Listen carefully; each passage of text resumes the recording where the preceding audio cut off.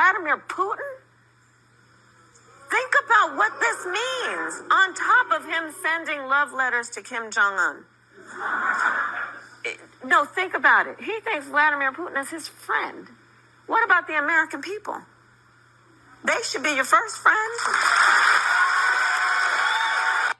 Donald Trump, he openly admires dictators and authoritarians. He has said he wants to be a dictator on day one if he were elected again as president. He gets played by these guys. He admires so-called strongmen, and he gets played because they flatter him or offer him favor. The commander-in-chief of the United States of America must stand strong and defend the principles that we hold dear. We should stand with our allies. We should strengthen the alliances that we have, such as NATO, which is the strongest military alliance the world has ever seen.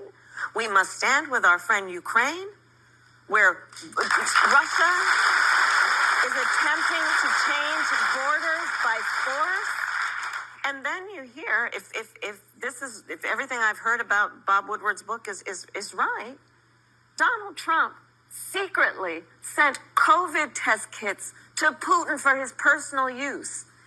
I ask everyone here and everyone who is watching, you remember what those days were like? You remember how many people did not have tests and were trying to scramble to get them?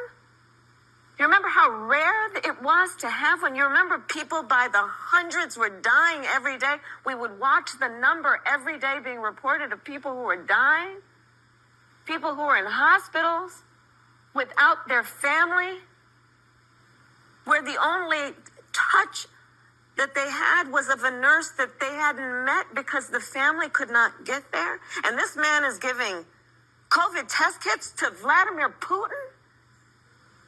Think about what this means, on top of him sending love letters to Kim Jong-un. No, think about it. He thinks Vladimir Putin is his friend. What about the American people?